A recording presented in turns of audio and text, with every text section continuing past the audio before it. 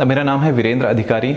2015 onwards मैंने photography के लिए वर्कशॉप्स देनी शुरू की थी। 2017 में कैनन की जो ट्रेनिंग टीम है उसको ज्वाइन किया। पिछले 2015 से लेके अब तक का जो मेरा टेन्योर रहा है, इसमें 300 प्लस फोटोग्राफी की वर्कशॉप्स और फोटो वॉक्स, इसके अलावा जजिंग, इन सब चीज़ों में जो अलग अलग जॉनर्स रहे हैं उन सब चीज़ों में मैंने भागीदारी की है। मैं हमेशा ये कहता हूँ कि जो भी लेंस आपके पास है, जो भी इक्विपमेंट आपके पास है, that is the best equipment, that is the best camera, best lens, तो आप उसे यूज़ करिए। मुझे याद है कि मैंने 4 साल 600D एक क्रॉप बॉडी सेंसर के साथ 18-55 लेंस यूज किया हुआ है, और इन 4 सालों में मुझे कभी ये रियलाइज़ नहीं हुआ कि ये लेंस बेहतर लेंस नहीं है।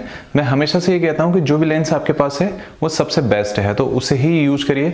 अभी करंट सिनेरियो में मैं बहुत सारे और लेंसेज यूज़ करता हूँ जो अलग पर्पज़ के लिए बने हुए हैं। हर लेंस का कोई ना कोई पर्पज़ है, बट सबसे पहले आपके पास जो लेंस है आप उसे सीखिए तो सही।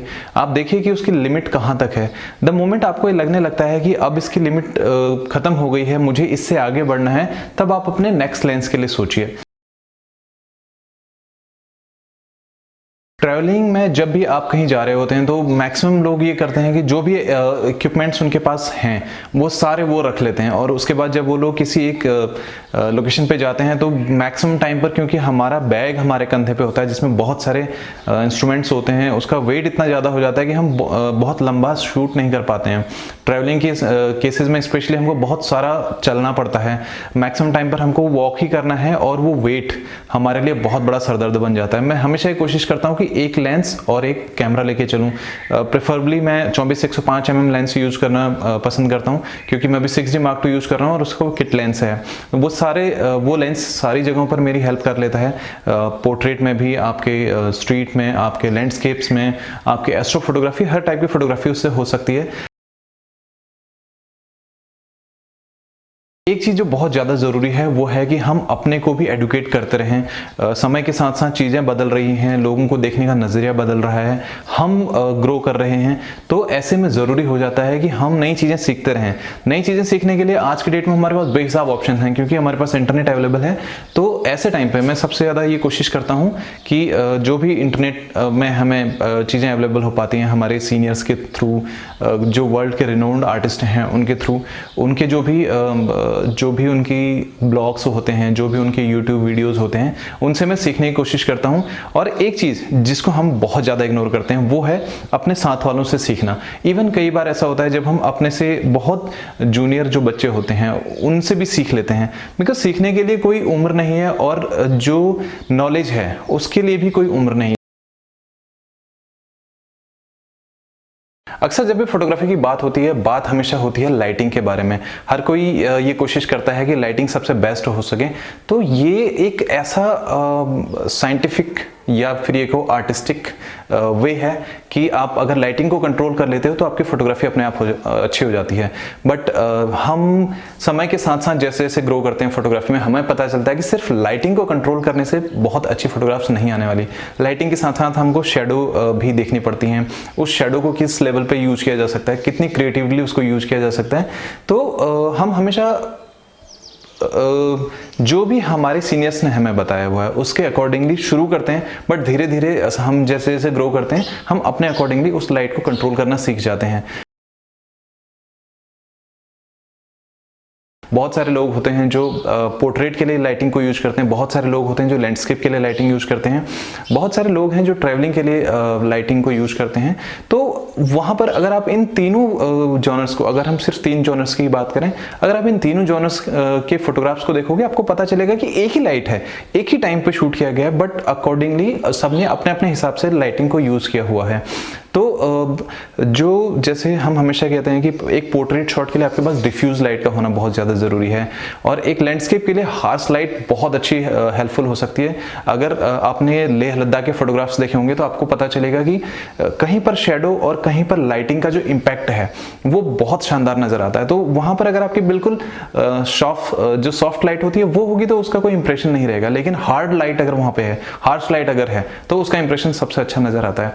तो ये आपको एक समय के साथ साथ आप अपने सेंसेस इस हिसाब से डेवलप कर लेते हो, आप अपने विजुअलाइजेशन इस हिसाब से बना लेते हो कि आप ये सीख जाते हो कैसे आपको लाइट को कंट्रोल करना है।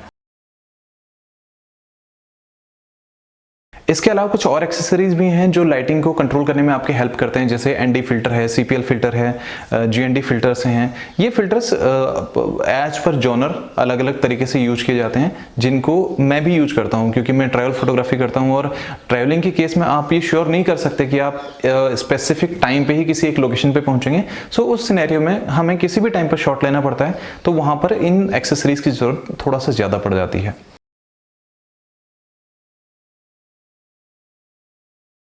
हम में से हर कोई चाहता है कि उसका काम मार्केट में लोगों को पसंद आए, लोग उसे काम के लिए, प्रोजेक्ट्स के लिए, किसी फोटोग्राफी इवेंट्स के लिए हायर करें। बट समहाउ एक चीज़ जो सबको जाननी ज़रूरी है वो है कि कैसे आप क्लाइंट से कम्युनिकेशन करते हैं। मैं हमेशा हर फोटोग्राफर से, क्योंकि आज के जो फोटोग्राफर्स हैं वो काफ़ी अर्ली एज में काम करना शुरू कर देते हैं, प्रोफेशनल काम करना शुरू कर देते हैं, कमर्शियल ऐसा काम जिसमें आपको पैसा मिलना शुरू हो जाता है उस काम को करना शुरू कर देते हैं।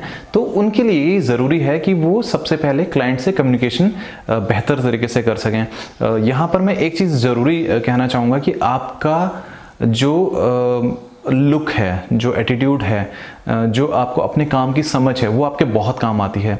यहाँ पर जब भी आप किसी को ये बताते हैं कि आपने ये काम करके इससे पहले काम किया हुआ है, तो वो लोग आपसे एक्सपेक्ट करते हैं कि आप उन्हें एज अ एक्सपर्ट बात करें। ये नहीं कि आप ये कहें कि हाँ मेरे दोस्त ने किया हुआ है, मुझे ये काम आता है, मैंने एक बार उसके साथ जाके किया हुआ है, कभी इंडिविजुअली नहीं किया। आप जितने इफ एंड बट यूज करते जाएंगे उतना ही ज़्यादा आप अपने क्लाइंट को कंफ्यूज करते जाएंगे, और हो सकता है कि एंड ऑफ द डे या तो वो आपकी प्राइसिंग कम कर देगा, या फिर ये हो सकता है कि वो आपको उस काम के लिए हायर ही ना करे।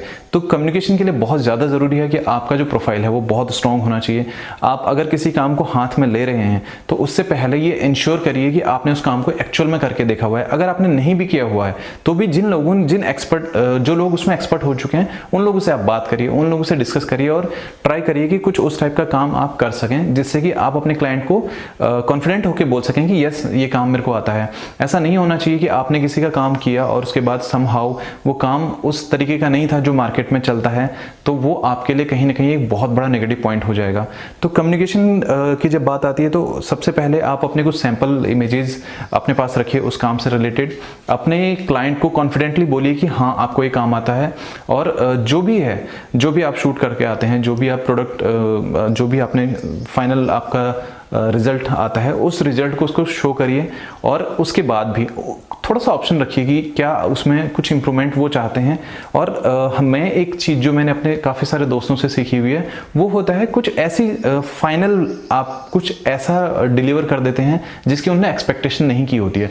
जैसे समहाउ अगर आप कोई एक शूट कर रहे हैं, शूट सिर्फ फोटोग्राफी से रिलेटेड है, और आप उसका एक छोटा सा वीडियो बना के उनको दे सकते हैं। ये एक बिल्कुल ही अनएक्सपेक्टेड चीज़ होगी, बट आप यकीन मानिए ये एक जो आपने छोटा सा वीडियो बना के दिया हुआ है वो आपको उनके साथ एक बहुत बेहतर आपका रिलेशन बना देगा, क्योंकि वो ये जानते हैं, अब उनको ये समझ में आ जाता है कि आप अपने काम को थोड़ा सा और बेहतर तरीके से कर सकते हैं।